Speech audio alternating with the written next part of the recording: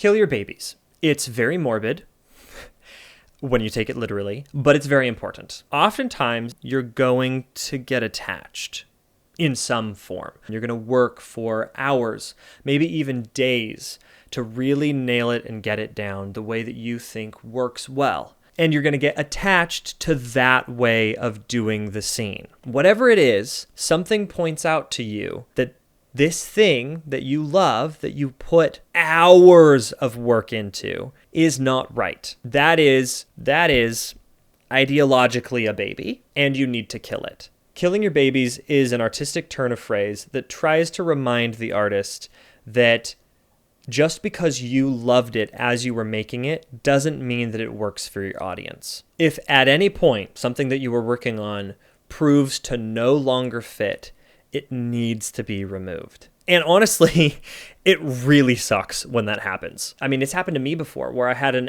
idea early in development that made it through development and pre-production and production, and we were super proud of the shot that we got.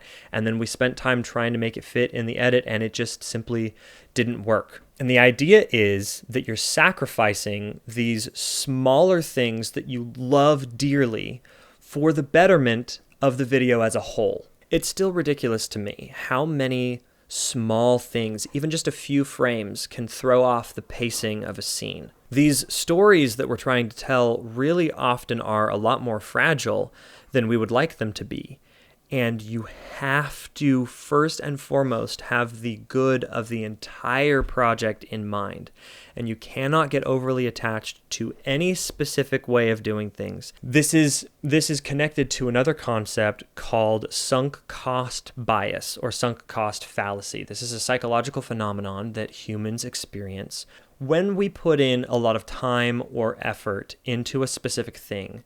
We tend to not want to lose the effort that we already put into it. And so we might start looking at it and realizing maybe it's time to quit. Maybe it's time to move on. Maybe it's time to change things up. But we don't want to be honest with ourselves about that. And we are afraid of losing all of the time and effort that we put in. And so we double down. There's already a huge cost that we've sunk into it, and we don't want to lose that. That's why it's called sunk cost bias.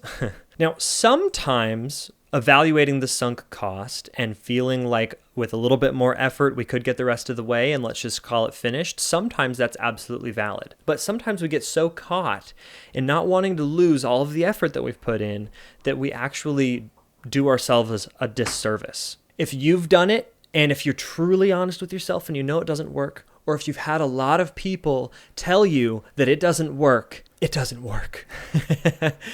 And you just have to suck it up and get rid of it or drastically change it until it does work. Killing your babies is probably one of the hardest things that you have to do because you put your heart and your soul into making a really, really, really good edit. And then it doesn't work and it feels like all of that effort was for nothing. It's not for nothing. It's actually important to point out that that work is not lost. You learned that that part of the film doesn't work in the way that you did it. Learning that is actually hugely valuable because now you know more about your movie and you know where to take it from here.